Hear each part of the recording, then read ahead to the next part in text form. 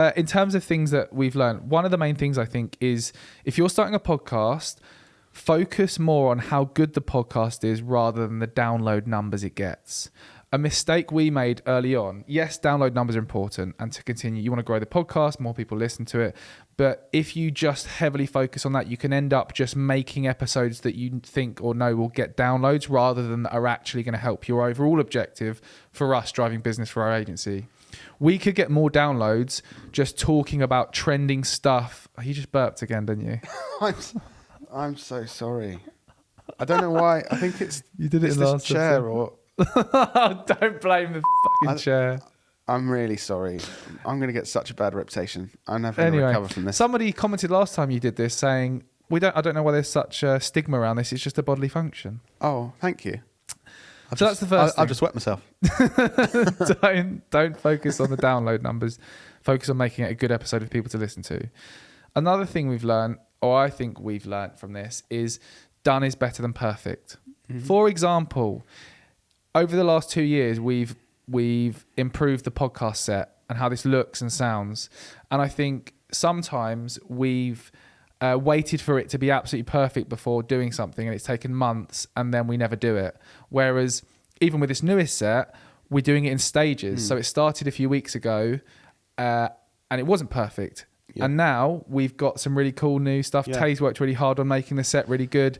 We've got pictures on the wall. We've got other props here, and we're going to aka Tay from the team, is going to continue to make this better and better because done is better than perfect. I was going to say, shout out to Tay, and with the support of Pat on sound, I think really been improving the Business Anchors podcast. And like Dan said, it's been such a positive thing for us to go, oh, we're going to improve this over time. And Taylor's been taking like steps each episode, improving the set, improving the sound.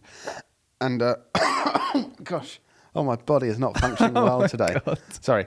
And we wouldn't have even gone live with this set and improved sound at all because it's still not completely perfect. Yeah. Whereas we're now producing better and better stuff every single week. I think that's really important. Not to just not do anything because it's not perfect. Definitely.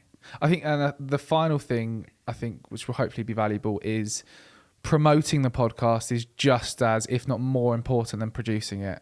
Because you could have a brilliant podcast, but if you don't promote it to a number of channels, then no one's going to listen to it. Have you heard the phrase, build it and they will come? Yeah. Not true. No. Don't just expect, if I'm producing something brilliant, well, the listeners will find me. They won't.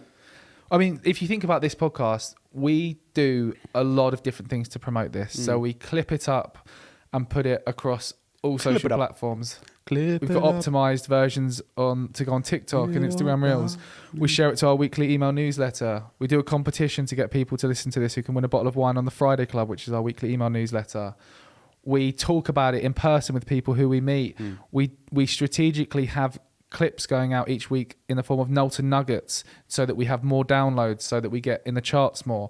There's just all these things we do. Don't let that put you off. Remember what we said, no, it doesn't have to be perfect to start. This is us now 2 years on. Yeah, 2 years on, we've worked out all these things. But at first, we were only clipping it up and putting it on social. Yeah. So don't let it put you off with saying all this stuff to promote it. We only need to do that because we're trying to scale this and scale the positive effects 2 years down the line.